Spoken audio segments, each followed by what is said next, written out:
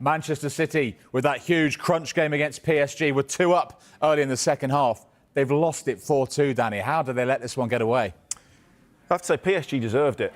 Said from the very, very start, that PSG were brilliant. Their intensity was superb. They pressed Manchester City high. They caused all sorts of problems, especially down the left-hand side. Mateus Nunes, fish out of water, playing it right back, and that's not his position. Obviously, Kyle Walker's gone. He clearly doesn't fancy Rico Lewis in that position now. He was almost a stalwart, as a stand-in for Kyle Walker last season. They just got overrun. They got rattled. They started making mistakes. They go 2-0 up after half-time against the run of play. Jack Grealish comes on, does very, very well for both the goals. And you're thinking, that's it. City will now kill the game off. They'll control it. They'll do what they do best, keep the ball. They couldn't do it. Edison was making mistakes. But mistakes is in bad decisions. He's one of the best passers of a goalkeeper that we've ever seen. But he's pinging balls into midfield on a really wet, slippery surface that are a yard and a half wide of players. Players are stretching, then giving the ball away. And when a team's swarming all over you, as soon as you do that, you lose the ball in transition. And of course, they just run into the back four. PSG, fantastic team performance, more energy, more athleticism, more intensity, and a bit more quality than Manchester City, and better game management, you have to say. They've struggled, obviously, in the Champions League, but tonight was a really good team performance by PSG. Yeah, I'm looking at the stats there. Possession, 36% for Manchester City. PSG double the number of passes. They battered Manchester City this evening, 26-7 shots. Yeah. They were superb. City, if they hadn't have scored those 2 goals, it could have easily been 4-0. And they were against the run of play. It's a worry for City. You thought this was Champions League was eggs all in one basket. He put a very strong team, the strongest team he could probably play this evening from the fit players that he's got available. Went with experience, and it just didn't work. For City to lose a 2-goal lead in a game of that magnitude is almost unheard of. And we were saying before that, if they get through this Manchester City and get through to the next stage, they can still win the Champions League. They're not going to win the Champions League playing like that, are they? Oh, definitely not. This season, I think City have lost their intent. When City used to lose the ball, there was always that 5-6 second rule. You lose the ball, they win it back so quickly. They swarm all over you. I'm not sure they've got the legs in midfield anymore to do that. Kevin De Bruyne, one of the best midfield players in the world, but isn't getting any younger. Gundogan isn't getting any younger. Kovacic can't do that. It's not necessarily, the best part of Phil Foden's game either. Gundogan, certainly not his game, anymore. So they're starting to lose that intensity in the middle of the park, and therefore they're not controlling games. You take Rodri out of that because of the injury, and that's why they're struggling so much. They need to find... It's almost like they've got to find a slightly different way of playing. They don't have great pace in wide areas, especially if Doku's not playing. Savinho is still sort of young and can be intermittent, with his performances. It's a tough season for City. Really, really tough season. The league's gone. I think, we all understand that. They've got a massive game against Chelsea at the weekend. That's not about winning the league. That's about staying in Champions League positions. And then, of course, they've got a huge game next week in the Champions League against Club Brugge, who've also already beaten Aston Villa this season and held Juventus, albeit both of those at home. But even still, they can go to the Etihad with freedom. They've got nothing to lose, because if they're in the playoff positions, and what there'll be so much chopping and changing position next week. It's not like you can say, well, if we draw, we get this team or whatever it may be. So they can go to the Etihad and they can play with complete freedom, and that's dangerous sometimes. Do you think City win it? I thought they were going to win tonight. So, and I thought they would win relatively comfortably. I didn't think the front 3 players for PSG would trouble City enough tonight. They destroyed them. City didn't know what to do. They could not cope with the pace and the intensity that PSG throw at. If Bruges come with any sort of that intensity, it's going to be an incredible game next week. When it just Manchester City have to win at home against Bruges, or they'll be out of European football this time next week. Celtic are through to the next hurdle in the Champions League, through to the playoff round. But boy, did they leave it late against Young Boys, the bottom team in the whole of the Champions League. Mark Wilson watched it all. He endured it all. Did you think they'd blown it, Mark? I certainly did. The way that second half was going, I think everybody inside Celtic Park thought they had blown it. So relief, probably, the overriding emotion from the players, the manager and the fans. They certainly deserved it. Over the balance of play, the chances they created, the 3 goals that they scored were all correctly disallowed. But you could see it was coming, and then all of a sudden the game just changed. Young boys came into it, Celtic lost a grip of it, and it looked like they'd blown it. But you've got to say, the manager makes changes at the right time. It makes a bit of a difference. And it's Adam Ida, who's been getting a tough old time, who actually leads the line well and then takes the opportunity. OK, a huge slice of luck to get the goal, but who cares? You know, Celtic, there's been many nights at Celtic Park that's went the other way when it's been evenings like that, and Celtic have crashed out of this tournament. So I don't think Brendan Rodgers will be caring too much that his side lost control of the game in the second period, only that they got the goal that mattered. And that's the one that takes them into the playoff. They can go to Villa Park next week, relaxed. It should be a game that we all enjoy. But it's a great feeling, and a great feeling for those players and manager, knowing that they're in the Champions League playoff round. Mark, a better night, rather different to when you sat here with us many months ago after the 7-1 defeat to Dortmund, eh? That seems a long time ago now. Celtic through to the next hurdle. Thanks so much. Always good to see you. Cheers, guys. A smiling Mark Wilson. He wasn't always smiling tonight after what he had to go through there, but Celtic crucially through to those playoffs next month. Right, the final results are in. Feyenoord have beaten Bayern 3-0. AC Milan have edged out Girona. These are all the full-time scores there. The table's coming up in a moment with 1 game left to play for all these teams in the Champions League. Milan beat Girona through Leao's first half winner. Arsenal 3-0 winners. They're all but qualified thanks to goals from Rice, Havertz and Odegaard in the last few minutes. Celtic with that goal after 86 minutes, the own goal, and despite Maeda's red card, they are through to the playoffs. Bayern beaten 3-0. They're heading for a playoff place after a 3-0 defeat to Feyenoord. Leipzig were already out, but they've got a first win after beating Sporting. PSG, as we've been discussing, 4. Manchester City 2. It's must-win for City on match day 8. Real Madrid, the holders, finally playing like European champions. 5-1. They've demolished Salzburg. Vinicius Jr. bringing up his 100th goal for the club. Shakhtar inflicting a rare defeat on the surprise package Brest, and Inter Milan winning at Sparta Prague to continue their fine Champions League tournament. Only 1 goal conceded. In the Championship, Leeds back on top after a 2-0 win over Norwich. A very early goal from Manor Solomon. Dan James wrapping up the points. Portsmouth out of the bottom 3, a 4th straight home win for them. Bishop, Lang and Ogilvie in the 3-1 win over Stoke, who they go above. Sheffield Wednesday held by Bristol City. Twice the visitors pegged them back. Equalised in the 86th minute through McCrory and nearly won it, hitting the bar late on. And Burnley thrashing Plymouth, all 5 goals in the first half. A 5-0 win for Scott Parker's side against the bottom team in the division.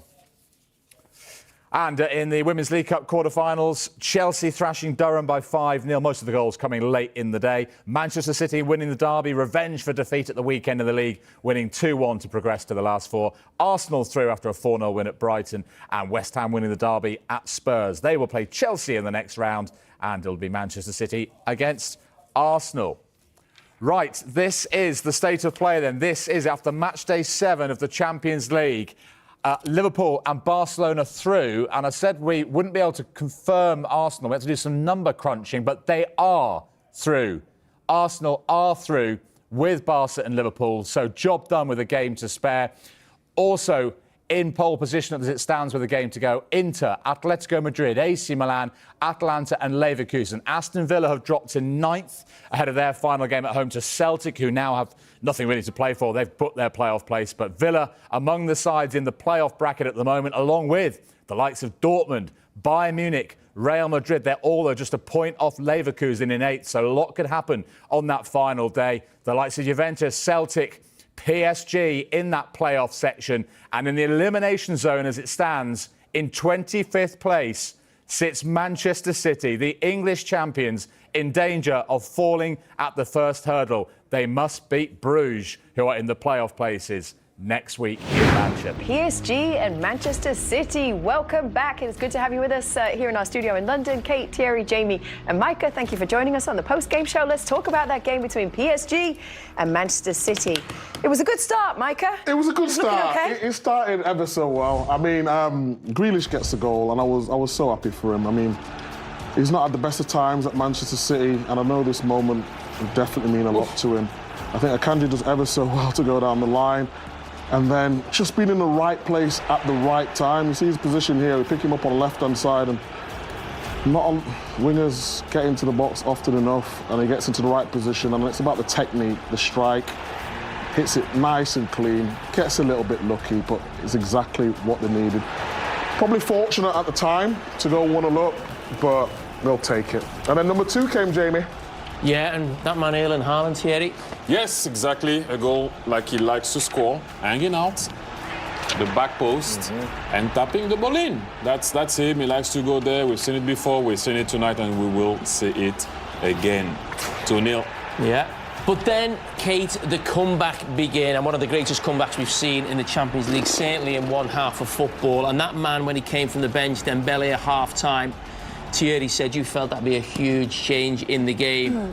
This man on the far side, initially Barcola, we said before the game, I thought he caused problems to Nunes, but the great thing that he does here, Thierry, you'll know better than me, to stay really cool and stand still as the cross comes in and as the defenders run away. Exactly. He first and foremost, what Barcola does is very good. Although he was playing against Nunes, I thought that was a mistake. But Dembele does, like he's going to the 60-yard box, stops, waits for the cross, and then finishes it. And then, again, ball's going to go this time to Doué. That's going to come back in, curve it.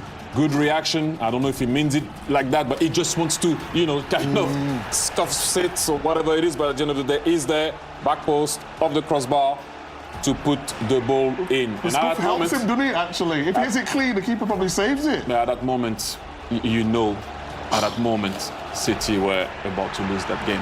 You can see it. Yeah, and the third one comes from a set piece. I mean, poor marking, John Stones just on the pitch, probably could have done a little bit better there, but it's a great header. Talking about from PSG point of view, just coasting in, and it just uses the surface. The pitch was very wet, so he didn't have to put too much power on it. He just guided it into the near post.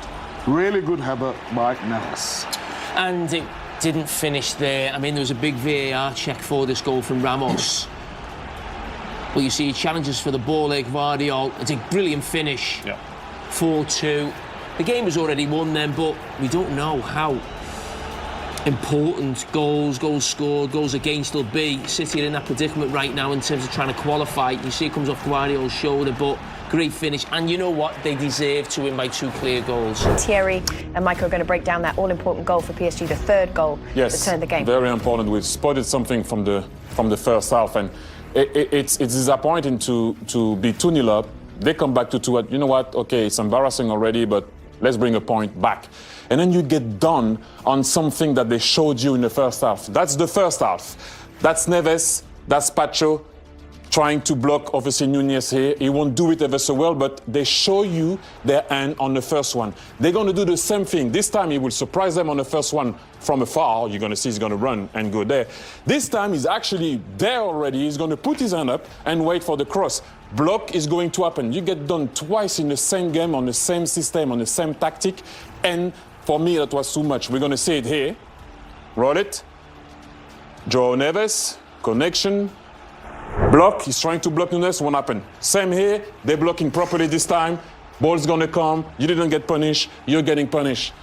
That's not good enough. In the same game, first half, second half, same thing. He's calling for the ball. You should have remembered that. Someone here has to remember what happened in the first half. Micah, what would you have done? I would have talked to my teammates. I would have opened up, look at the back post, see what. First, like you said, it's a great exact ball, thing. I mean, it's a crucial. That's the free part to of the go. Game. It's not good enough. No organisation, and this is what City have been doing important. recently. John Stone can clear it, okay, but how? Obviously, you're going to do it with the smallest guy because you want to surprise people. You're not going to put a guy that everyone expects there. They did their work, but you got done twice on the same move, same game, a game of that magnitude. That's not good enough. Well, we've been speaking to Jao Neves. He's with Anita. Let's have a little listen. Okay. Jao, congratulations. That was a crazy match to watch. What was it like for you to play in? In the field it was even crazier. So I'm very happy with the win, and I think that's the most important thing. It was an incredible comeback from 2-0 down. How did you do it? You know, I already said a few times that we did a very first half, and we come back from the half time a little bit lazy, We were losing 2-0, but we keep the mentality and our idea for the game, and I think that was the most important thing. I think that was the key of the game. We tried to win every duel, every ball, and I think that's the key of the game. Your goal put you ahead, and it's your first Champions League goal as well. How did it feel? My first Champions League goal, and I'm very happy. But believe me, I'm happier for the victory. Hey, welcome back again, everybody. So, big results in Paris tonight for PSG. 4-2 win over Manchester City. And Peter Schmeichel has been speaking to the PSG manager, Enrique. Let's listen in. You must be really, really proud of your team. You've changed your approach this year by not bringing in the big stars and spending a lot of money, but literally bringing in younger players. Is this the best you've seen them play? Well, that's difficult here because the culture of the club, it was different in the past, but with the president and the sport director sport, we try to change that. It's not easy to sign stars.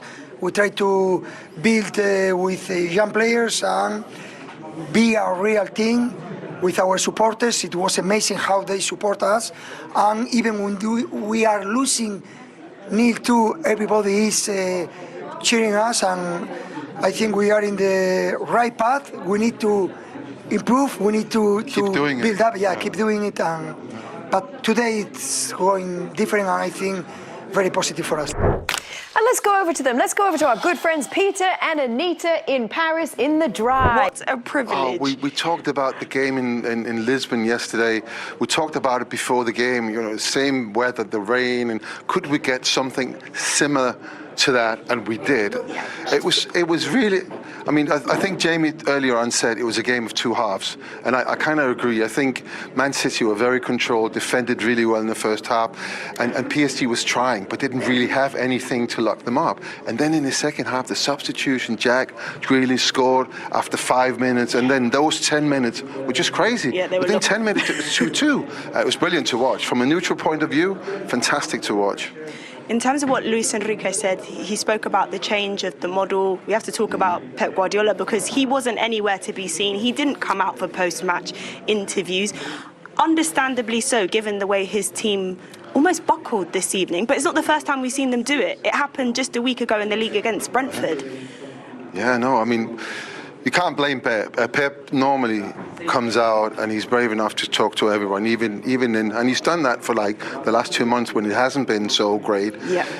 Today that must have been a really big blow for him because he made the changes at half-time and it really had an effect. Grealish came on and changed it. It was Rico Lewis came on and changed it. It was really a different Man City team, but it didn't last for that long. And for him, that must be very, very disappointing.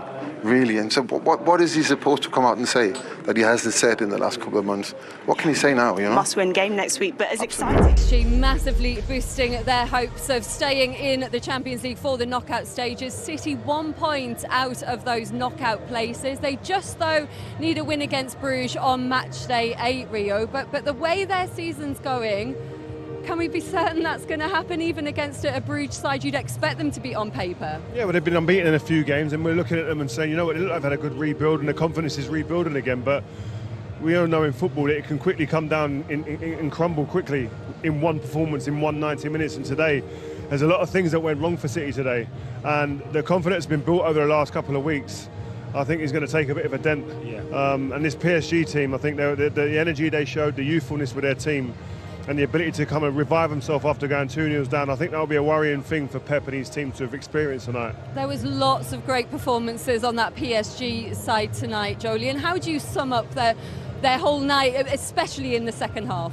Exciting. Again, they were unfortunate not to go in a goal ahead in the first half, but the second half performance to show the character, the mentality, and Ali and Fletcher touched on it throughout the night. It's a different look, it's a different feel. They're working together, the understanding, the work ethic off the ball especially shows that they're determined to win it back as fast as they possibly can, and they got the rewards through that tonight.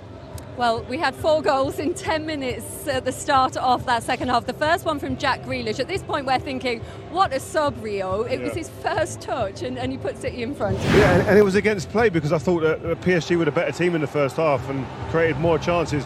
But it's a wonderful finish in here. But the first 3 goals that came about from players driving with the ball and running and being brave on the ball, and then creating an opening. And then we talked about the press and being pressed 1v1 across the pitch. I think situations like that have to arise where there's a bit of individual brilliance that unlocks it, and it's a wonderful finish from Jack. Yeah, he well-needed goal for Jack personally, but again, showed great character to get in the box, recognise what the situation brings. But this is a telling moment for me.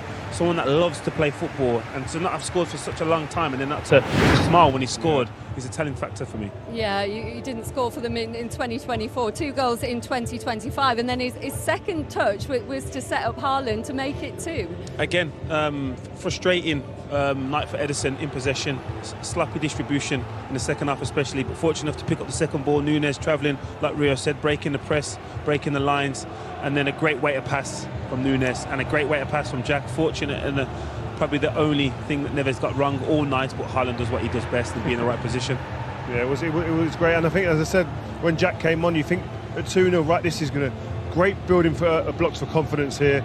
But then the game just turned on his head. I mean, like you say, Neves with putting his leg out, trying as much as he could, but he lands at that man's feet. And we said before, it doesn't matter what you say about Haaland, what you want, or you're expecting more or anything. I don't. I just feel this guy's a great goal scorer, and that there epitomised that. Absolutely, but then they were under pressure. Manchester City lost control. Rio, Ousmane Dembele getting one back, but what about that run from Barcola? He was a thorn in the Manchester City side all game. First half, he had a couple of opportunities running with the ball, and I said it before in commentary. He's somebody. That little move there absolutely loses the defender there. And again, running at full speed, he has the ability to pick someone out in the penalty box. And Ali McCoy's mentioned it. He stands his ground on the penalty spot. He doesn't run in. The defenders all running naturally to the goal. The striker stands on the penalty spot. Then Dembele there puts the brakes on. It's a wonderful finish. But that bit of skill there, teases defender in, and then there's no looking back. It was an exciting night for him. Barcola with the threat, as Rio said, and maybe personally you're looking at Rico and say, does he need to drop as deep as Guardiola? You recognise that he's deeper than him, so can he stay attached to Dembele? But it's a well-worked goal. And yeah, Dembele, a brilliant substitution for PSG. Such an impact in that second half. We're going to hear from Pep Guardiola as well when we come back here at PSG. We're going to get some reaction from them as well. But his side, Rio, have dropped 8 points in the Champions League from winning positions, 14 this season in the Premier League. Why can't they hold on to a lead? I don't think you can put it down to one thing. I think confidence is definitely something that's been sapped out of this team. But what I would say, when you start it becoming a trend, and something starts rearing its head on a continuous basis, confidence, you can go a goal up, you can go 2 goals up, but in the back of your mind you're thinking, what if? Don't let it happen again. And that's when all of a sudden, even people on the ball who you expect to be confident and comfortable start taking too many touches, maybe inviting pressure, and then that's what we saw today. Invited pressure, and they were punished each and every time. And then it was 2-2, and it was Doué hitting the post, but Barcola getting his first Champions League goal of this season, and it was a goal, Jolien, that his performance deserved tonight. Oh, definitely. Again, a high press from PSG, well worked back, well won back, and again, slightly fortunate with the finish, but again, right place, right time, execution, and I think this was probably, for a theme for Kovacic throughout the night, running with the ball, getting caught. The decision to actually run with it is more daunting than actually losing it. Players lose possession all the time, but the decision to do that, knowing you've given it away a few times throughout the night, but then again, come off the crossbar, defenders can't read them situations. Barcola, I think he's been top goal scorer in the league this season for PSG. I think sometimes you need a performance at the Champions League level to really cement your place and for you to build that confidence even further to go, do you know what? I am the man. There's been Galacticos here every year. He came into that, and now he's one of the young guns that are here to try and take on that mantle. And you need a game like that. I think today could be one of those games for his confidence that he just goes beyond and beyond again. When you watched him tonight, are you thinking that he's the present and the future of this side? 100%. I just feel that every time they wanted to kind of hurt and penetrate this team, at all times they were looking to get the ball out to him. And then when he got it, he was positive, he was direct, and he had the quality to pick out people and the other side of it, score a goal as well. And then it was Jao Neves who put PSG in front, but he'd had a really good night altogether, Jolien, had a brilliant opportunity from a header in that first half as well. Yeah, again, showed great character. The fact that he missed the first one, stuck around the back, they must have isolated. This is by design. They've recognised that Neves may be the weak link, or the back area of the goal, maybe the weakest part for City to defend, and they've done it again, and no one's really recognised it. And I think a couple of defenders thought about heading it, risked that it could go in an own goal, and then he's got a. That's not an easy header, by the way. He's wider than nearly as wide as the 6-yard line, and to squeeze it in there, great header. Oh, I enjoyed him tonight. I enjoyed watching Neves tonight. As I said in commentary, all different facets of his game, I thought he was exceptional.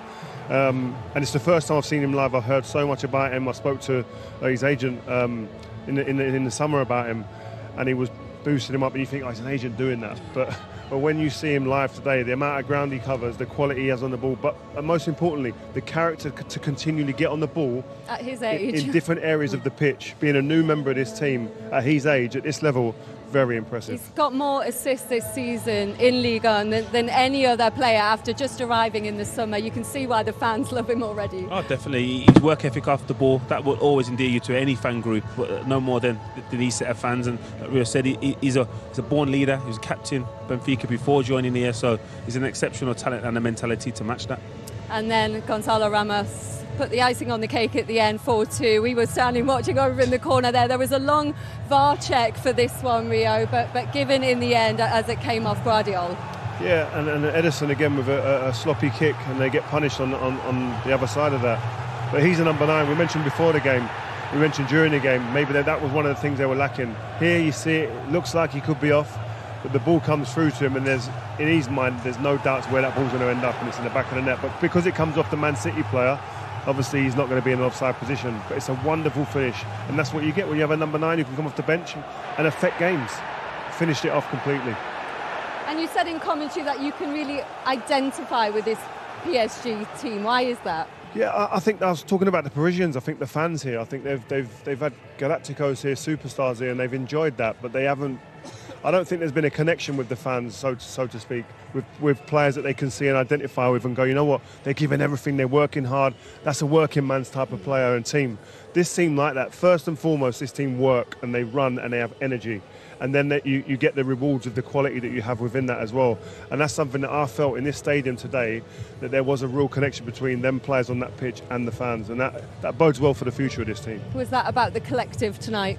Oh, 100%. We've come here and watched this team or this club perform numerous times and look like they're playing with 7-8 men without the ball. So tonight there was 11 strong men, and like Rio said, the connection to the fans, that will give them grace when things aren't going so well, when results aren't as positive as tonight. Like you could sense that even though they were 2-0 behind, the fans were still behind them because they've seen that they were determined to get back into it, and the work ethic was still there. And it's not all over for them as well. They've got Stuttgart on match day 8, all the games as well, kicking off simultaneously, which is going to be absolutely fascinating next week. As you said, a tough game for them, Rio. But if they get through after the confidence from tonight, would they be one of your favourites in this competition? I still wouldn't have them as favourites. I think it's probably a bit early for this team because I still think there's some naive elements to them as well. But they'll definitely create an exciting tie, I'm sure. But I think if teams watch this game, a lot of them will say rather kind of sidestep PSG in the knockout stages if they all get there. Okay, what a second half we've seen here. What a game. And coming back from 2 goals down to boost their hopes of Champions League survival, beating Man City 4-2. And this is what else has unfolded on match day 7 of the Champions League tonight. Arsenal have beaten Dinamo Zagreb 3-0. Declan Rice opening the scoring in that one. Kai Havertz and Ødegaard on the score sheet. A huge win for Celtic against Young Boys. They went down to 10 men, and it was an own goal that has ultimately secured a knockout playoff place for them, and a big win as well this evening for Real Madrid, who were in a bit of trouble in the table with a 5-1 victory for them against Salzburg. And this is what it all means for the table then. PSG have moved themselves, as it stands, into a knockout playoff place. Manchester City, though, just outside, and that means that they are going to have to beat Bruges on match day 8 to stay in the competition. Celtic, though, confirming a place in the playoff round, which is absolutely brilliant news for Celtic this evening. We're going to get the post-match thoughts of Pep Guardiola now. He's been speaking to Jules. Pep, from 2-0 up to lose the game 4-2, how did it all get away from you so quickly? Yeah, first half, they have a moment. They had the moments. They have 1 or 2. We have 1 or 2 in terms of chances, but they were better. So it was 0-2. We fine. We scored a goal in 5 minutes. They scored a goal in 5 minutes. So we could not control the first goal. you know, they give us, in that moment they were a little bit knocked out, and in that moment they lived, but they were better. They were quicker, faster, they win the duels with the ball, they have one moment in the middle, and we could not cope with that. They are fast, accept the defeat because the best team won, and we have, last chance at home against Bruges. If winning, hopefully we can qualify. Was there a moment in the game where you felt like the momentum shifted in their favour? No, the game never was like we wanted, but I give so credit to PSG. PSG is a fantastic, extraordinary team, and that's why you have to understand it. So, but it's 0-2, we could manage and score the first goal right after 5 minutes. So we can stay and we can keep the ball and keep it a little bit. We can be better, but we could not do it. Is there a particular reason you think that you haven't been able to kill games off when you've been ahead recently? Because to play, you have to play. We could not. So to defend the result, you had to take the ball, and we didn't have it. And they have it more. They attack better, and that's why it's more difficult. All or nothing, as you say, for this game against Bruges now. Would it be unthinkable for City to go out of the competition at this stage? Could happen. Because if we don't win, we don't deserve it. So the game was So it was a difficult task because Sporting Lisbon, a certain moment when it happened, PSG staff to Juventus staff, all the games away that we have always is difficult, but it's a reality. We didn't do enough points and we had to accept it, and the last game against Bruges will dictate what we have to do. Thanks, Pep. You're very welcome. It's another final coming up against Bruges next week. Pep Guardiola saying that PSG was simply better tonight. Would it be embarrassing if they went out before the knockouts? 100%. I think Manchester City, with all the success they've had in recent years, have put them into a position where people expect them to get minimum into the knockout stages. So I think they would take it as an embarrassment. I'm 100% sure, because they see themselves as a team that should get into the latter stages, and they've demanded that of their team for the last few years. But yeah, I mean, the manager looks deflated there, and rightly so, because any time you go 2 goals up, no matter what competition you're in, you expect to see that out. And I think today highlighted again, you don't want to harp on too much about it, that the inability to play Rodri in this team when you need to control moments in games, important moments, and have that type of authority in a game, they're missing that massively in this City team. And led to them conceding 13 in their last 4 Champions League games. Is it as simple as saying they're missing Rodri? How much more to it is there? There's definitely more to it, but he's a massive factor in that equation. The fact that he can dictate the tempo, dictate where the attacks or the opposition go. He knows what a game needs at every given moment, doesn't he, Julian? That's the thing. He understands. Game management is so important and so underestimated in any factor, especially when you're winning. Like Pep said, they want the ball. That's how they control the game. They control it with the ball. Most teams are able to control it out of possession and slow teams down and sit in a low block. Man City don't do that. They dominate possession. And how many times have we recognised, especially Rodri, pick up the ball in the opposition final third and sustain the attack, sustain possession? So they do miss that. But that isn't the only reason that they're giving away 2-goal leads, 3-goal leads, whatever it may be. And just the confidence is a massive factor as well. Well, it all started so well for Jack Grealish, didn't it, when he came off the bench, scoring with his first touch. We can hear from him now with Jules. Jack, that's got to be gutting. What happened? I don't know. Usually, in these moments we're so good. Obviously, it's happened too many times this season, when we've gone 1 goal, 2 goals up, even 3, against Feyenoord, and we've not been able to control the game and see it out. Like I said, it's weird because in every other season, we've been so good in these moments, managing the game.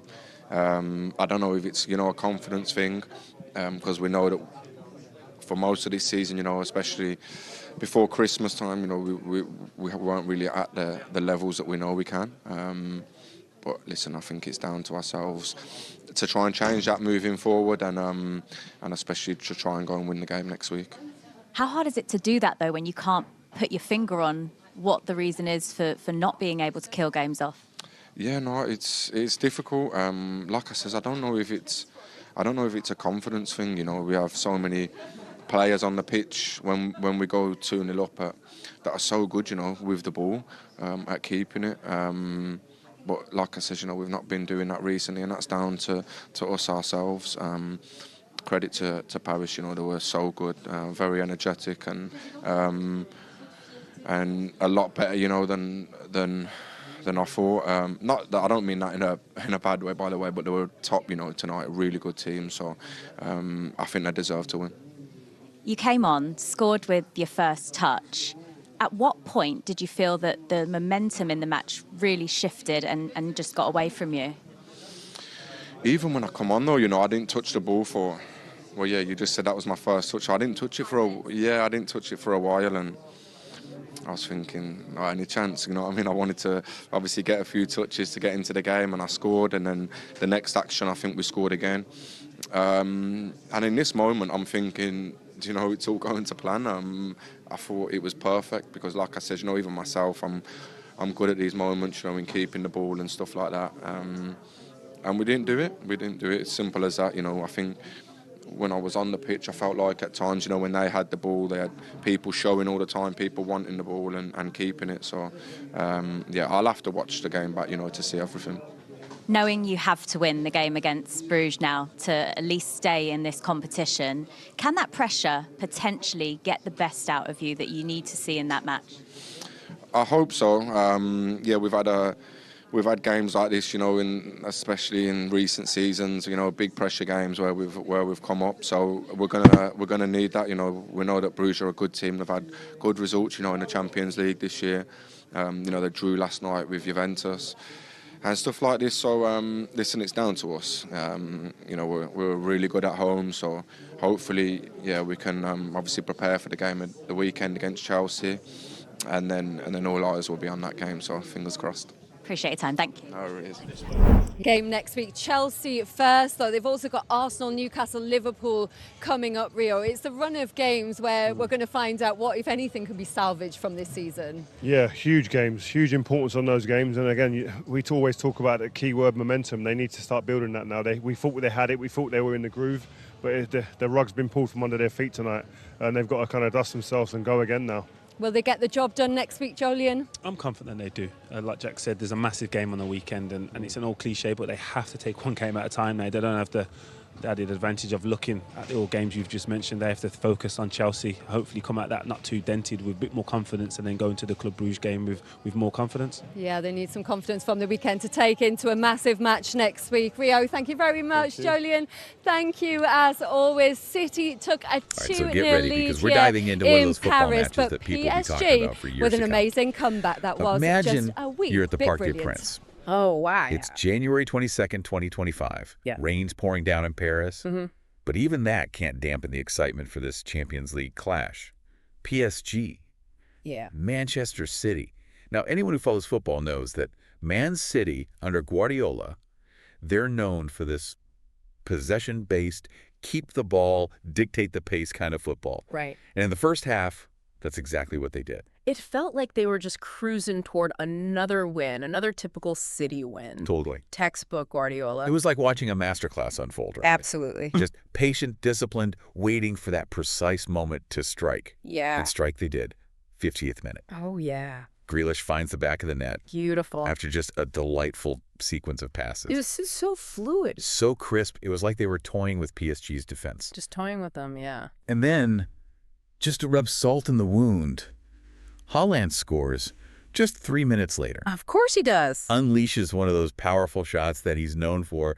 And the PSG goalkeeper, I mean, no chance. Wanted to know. 2-0 City. At that point, I mean, you wouldn't blame anyone for thinking it was game over. It felt like it. But, you know, this is football and, well, things can change. Quickly. Very quickly. And this match is actually the perfect example of why you should never count a team out, no matter how dire the situation might seem. It's true. And that's where PSG's resilience, I think, and I know we'll get into this, but some clever tactical decisions by their coach, Luis Enrique, really came into play. They did. They came into play big time. Okay, so walk me through this. What changed for PSG? Well, first, Enrique makes a key substitution. Okay. He brings on Dembele. Now, Dembele is known for his pace, his creativity, and the moment he stepped on that pitch, I mean, you could sense a shift in energy. Really? Oh, yeah. Like, PSG had been injected with, like, a shot of adrenaline or something. Wow. I'm not kidding. And that adrenaline translated into goals. Oh, it did. In the 56th minute, just 6 minutes after City's second goal, Dembélé scores a stunning goal, just showcasing that finesse and skill.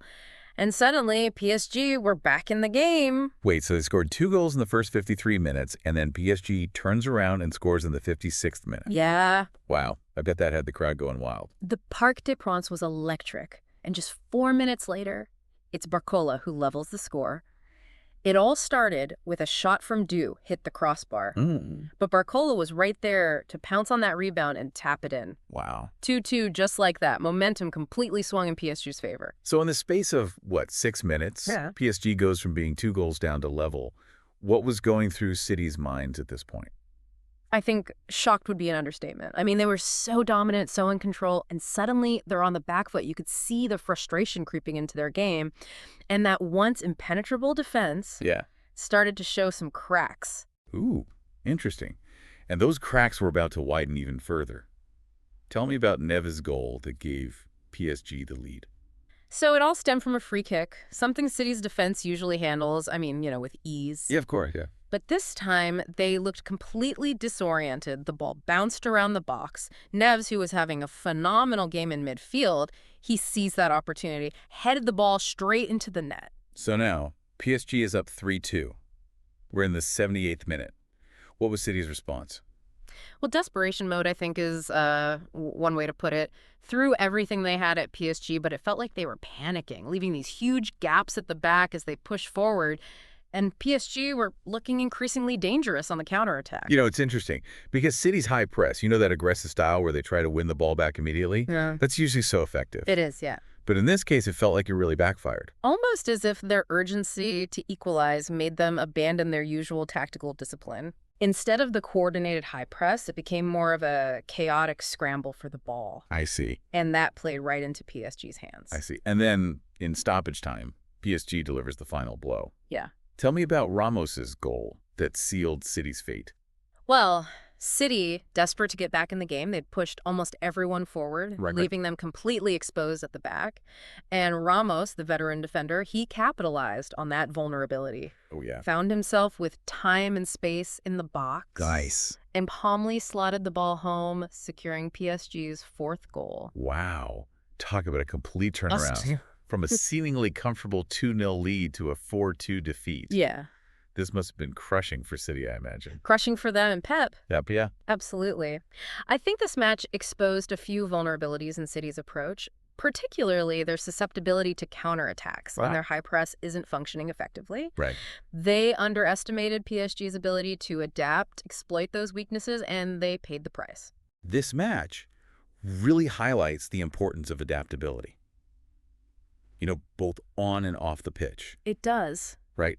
Being able to adjust your strategy, your mindset when things aren't going your way. I mean, it can make all the difference. Absolutely. And that's something that we'll, delve into further as we continue our deep dive into this remarkable match. We'll explore those tactical intricacies that allowed PSG to turn the tide. We'll examine those psychological factors that contributed to City's collapse. It's amazing how a single football match can offer such a rich tapestry of insights into, strategy, psychology, that unpredictable nature of competition. Absolutely. So stay tuned because we were just getting started. So we just witnessed a monumental shift on that pitch as PSG comes back from a 2-goal deficit to defeat Manchester City 4-2. Let's unpack some of that tactical brilliance that made this comeback possible.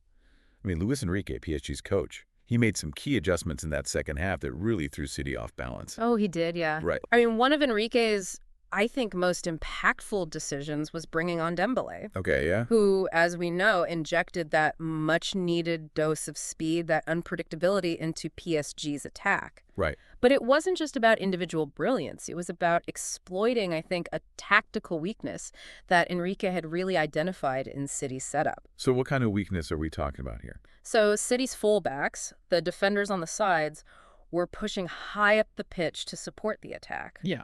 This left space behind them, and Enrique instructed his wingers, especially Dembélé, to target those areas. So they were basically using City's attacking strategy against them. Exactly. By pushing their fullbacks so high City left themselves vulnerable to those quick counterattacks down the flanks. 100%. And it wasn't just about attacking those spaces. It was also about how PSG defended when City had possession. Okay. They pressed higher up the pitch, forcing City into mistakes, and they were just much more aggressive in winning the ball back. And let's be honest, this aggressive style, the high press, as it's often called, that's something that City themselves are known for, right? Yeah. They usually suffocate their opponents with that relentless pressure. But in this case, it was PSG who turned the tables. That's what makes this match so fascinating, right? They used City's own blueprint against them. Yeah. Enrique recognized that City's high press, while very effective, it can create those vulnerabilities if the opposition is quick and decisive enough to exploit them. Right. And that's exactly what PSG did. Okay, so you mentioned earlier about how PSG was much more aggressive in winning the ball back. Yeah. Did this contribute to City's defensive struggles in that second half? For sure. I mean, City's defense, which is usually so well organized, so disciplined, it started to unravel under PSG's, I guess you could say, relentless pressure. They couldn't seem to clear their lines. They were losing individual battles, and the composure they had shown in that first half completely evaporated. It's interesting, right, how a change in one area, like PSG's increased intensity, Yeah. in winning the ball back, can have this ripple effect across the entire game, right? Disrupts the opponent's rhythm, forces them into errors, creates those opportunities. You're exactly right. It's this chain reaction, right? And then the mental aspect of the game, comes into play. Oh, yeah. A team starts to lose its grip, doubt creeps in, frustration builds, and that can affect their decision-making. Right. Their execution. Well, you can't underestimate the impact of the crowd in a situation like that, too, right? I mean, as PSG gained momentum, the atmosphere at the Parc des Princes, it must have been incredibly intimidating for City's players. Oh, I bet. Imagine, right, with every attack that PSG makes, the noise level just increases and increases, adding to that psychological battle. Now let's shift gears for a second. Okay. And dive into some of the post-match analysis, the reactions. This match generated a lot of buzz, particularly around City's uncharacteristic, collapse. Yeah. Right. So what did the pundits have to say about all this? Well, Jamie Carragher, former Liverpool player, now a respected analyst, right, was quite critical, actually, of City's performance. He said, and I quote, "You can't afford to take your foot off the gas in such high-stakes matches. They had it in their hands, but let it slip away." His point about complacency is interesting. Do you think City became overconfident after that dominant first half? Yeah. Assuming victory was inevitable? Maybe, yeah. It's possible, right? Look, complacency in any field, sports, business, whatever, can be dangerous, right? Yeah. It leads to a loss of focus, a decline in effort. It opens the door for others to seize the opportunity. Absolutely. And then on the other hand, you have Rio Ferdinand, another former player turned pundit, who was full of praise for PSG's resilience. Yeah. He said, "This is what makes them dangerous. When they believe they can come back, they can turn any game around." It's fascinating how a team's belief, their mental fortitude, can play such a role in their performance. When a team truly believes in their ability to win, it's like it becomes a self-fulfilling prophecy. It's true. And that belief, often manifests itself in their actions, their intensity, their refusal to give up. Right. PSG, even when they were 2 goals down, showed that fighting spirit, that unwavering belief that they could turn things around, and that's what made the difference. Let's talk about the stats for a moment, because they reveal some interesting insights into this match. Okay. Despite winning 4-2, PSG actually had less possession than City. That's right. 62% possession for City to PSG's 38%. But it just goes to show, possession doesn't always equal victory. Right. PSG were so efficient, making the most of their limited opportunities. Right. While City seemed to get bogged down in their own passing game at times. So even though City was controlling the ball for the majority of that match, they weren't necessarily creating the most dangerous chances. Right. PSG, on the other hand, they were clinical. Oh, yeah. Punishing City for every mistake. It's almost like a boxer, right? Who picks his punches carefully, waiting for that perfect moment to deliver that knockout blow. I love that analogy. It's not always about how much you have the ball. It's about what you do with it when you have it. Exactly. And PSG, with their clinical finishing and that tactical discipline, they demonstrated that perfectly. And don't forget the impact of set pieces. I mean, Neves' goal, the one that gave them the lead, came from that free kick that City failed to defend properly. Set pieces can be game changers. Yeah, right. For sure. And they often come down to focus, organization, and a little bit of luck. Okay, speaking of game changers. Yeah. Let's talk about Dembele for a second. Yeah. His introduction in the second half, it seemed to inject a whole new level of, energy, purpose into that PSG attack. It did, yeah. His pace, his creativity caused City's defense all sorts of problems. He was definitely, I think, the catalyst for their comeback. I mean, that goal, just 6 minutes after coming on, shifted the momentum, right? Completely. Gave them that belief that they could get back into it, and it rattled City, who looked so comfortable up until that point. It's amazing, right, how a single substitution can just change the entire complexion of the match. I know, it's amazing. A testament to having those players on the bench that can come in and make an immediate impact. Yeah, for sure. For sure. A well-timed substitution, I mean, you inject that energy, maybe change the tactical approach, or simply give the opposition something new to think about. Right. Dembele's intro. Yeah. Master stroke. Luis Enrique, well done. So far, we've analyzed these tactical shifts, the individual brilliance, that fueled PSG's comeback. But there's another layer to this match that we haven't fully explored. The mental aspect. Right. What can we learn from this about the importance of mental resilience, adaptability, and the power of belief, both on and off the field? I think that's such a great point to bring up, because this match really was as much a psychological battle as it was tactical, right? It's this perfect case study on how a team's mentality, their ability to adapt, to overcome adversity, can be the difference between victory and defeat. I'm intrigued to delve deeper into that aspect. Let's unpack these psychological factors in the final part of our deep dive. Let's do it. This is a match that offers so many layers of analysis, and I'm sure we'll uncover even more fascinating insights. Stay tuned, because we're going to explore how those lessons learned from this match, they can be applied, beyond the football pitch. Right. Offering those valuable insights into how we can all navigate the challenges and those triumphs of life itself. We've been breaking down this incredible PSG win, right? Looking at the tactical side of things, the stats. But now I want to get into something, something that's harder to measure, but just as important, the psychology of the game. Oh, for sure. It's so fascinating, this match. It really was a tale of two halves. Yeah. You had City in that first half, so confident, composed, like a machine. But then in the second half, as PSG started to, claw their way back, you could almost feel that doubt creeping into City's game. I remember that feeling. It was like they were, cruising along, autopilot, and then boom, they were jolted awake.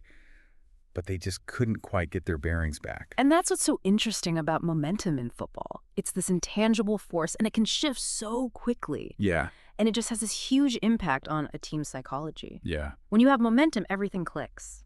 But when you lose it, even the simplest things feel impossible. So how does a team like PSG, down 2-0 against, let's be honest, one of the best teams in the world, how do they manage to shift that momentum back in their favor? It's a few things, right? Obviously, tactical changes that Enrique made. Those were massive. But you also have those moments of brilliance, like Dembele coming on. And then there's the crowd, the energy, lifting the team, intimidating the opponent. All those things kind of, come together. You mentioned the psychology of momentum. How does that tie into, mental resilience, which we talked about?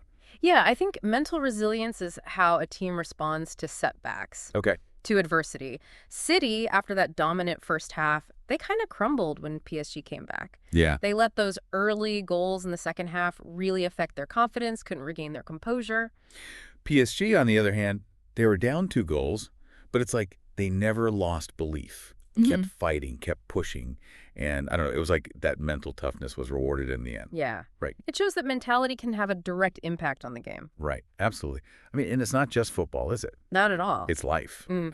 Whether you're facing a tough project at work, a personal setback, any obstacle, it's that ability to keep your cool, adapt, believe in yourself, when things get tough. 100%. I think that's what Rio Ferdinand was getting at when he praised PSG's resilience. He said, this is what makes them dangerous. When they believe they can come back, they can turn any game around. That belief, it's powerful. It becomes a self-fulfilling prophecy. Absolutely. And it's not just blind faith either, right? No. It's understanding your strengths, your weaknesses, adjusting when you need to, and having the confidence to execute. Yeah. Even under pressure. Right. Yeah. So we're wrapping up our deep dive into this match. I mean, what are some of the, I don't know, some of the lasting lessons maybe that we can, take away? Adaptability. Gotta be adaptable. Yeah. PSG showed that even when the plan's not working, you adjust, you evolve, find a new way. And that's true anywhere, right? Yeah. Sports, business, relationships, you name it. The power of belief, too. Yeah. We saw it with PSG. Yeah. When a team believes they can win, it fuels their performance. And that can help overcome any challenge. Yeah. And lastly, momentum can change in a heartbeat.